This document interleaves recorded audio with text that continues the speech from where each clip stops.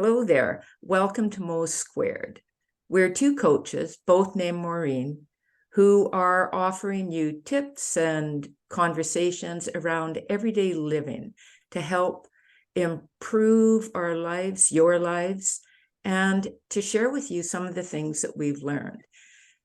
Today, Maureen and I have been talking a little bit about this new meditation app that Maureen was introduced to. And something about it is that it's really a simple process to help create a new habit. Maureen, when we talk about simple and creating habits, what does that bring up for you? Well, starting new habits is easy. Maintaining them is hard. And um, and even starting them, the fewer barriers we have to start them, the easier it is. Uh, the key usually though is in sustaining it. So in this particular app that I just got introduced to, um, the idea is 10 minutes. And it's a routine, and it's very simple to use. It's not an invasive kind of thing, and by doing it roughly the same time for me before I do anything else, it kind of sets my day, but it also allows me um to almost train myself that that's going to be expected from me. And that, I think, is the key to sustaining the habit, is kind of like exercise. If you have a regular time of day that you do exercise, then when you don't do it, something's missing.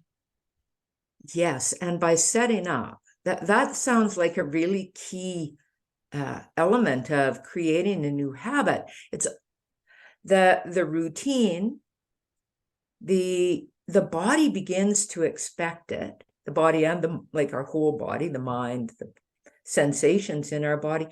And there is something that you said that just really made me think about.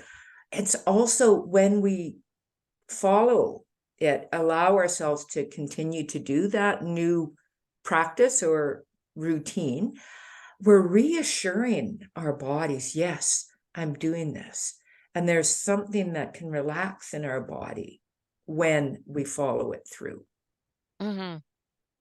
Well, and if something's missing, then there's some hormonal, neurological mechanism that kicks into play, and there's likely a response that is less comfortable than pure relaxation.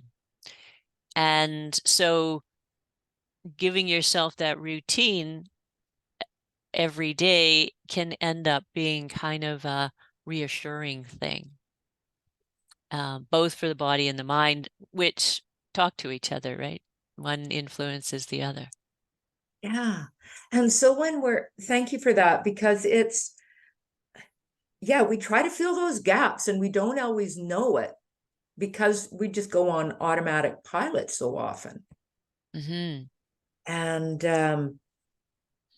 and so when we're wanting to do something different, and just experimenting can be a really fun way to approach a new habit, which it sounds a little bit like, and you didn't say it, but a little bit like the attitude that you started with this new app.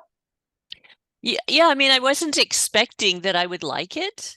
I Yeah. wasn't expecting anything. I just thought, oh, I'll try it for a few days and see if I like it. And after the first one, I thought, oh, it warrants another one. And then, oh, that was interesting. So I kept on going. In fact, I did 4 of them in one day.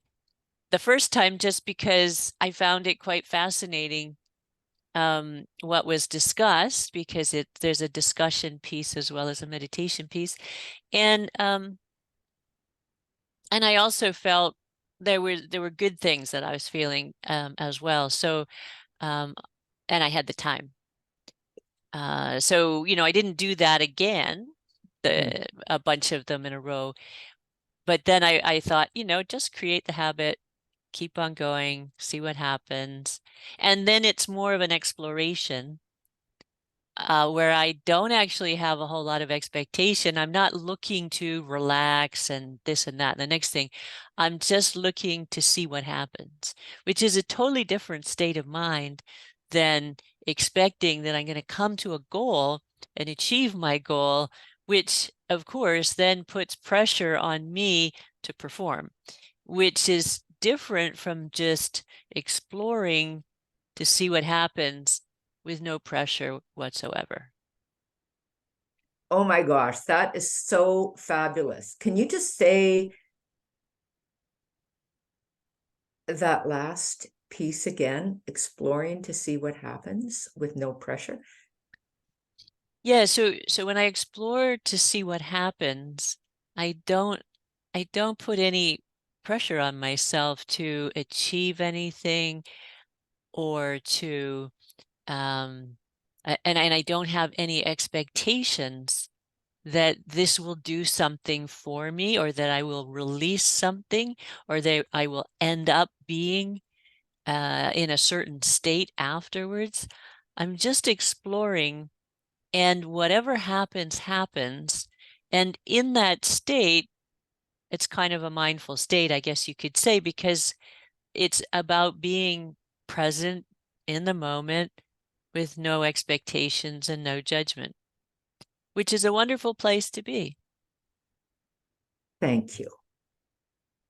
Just pause for a moment just to soak that in.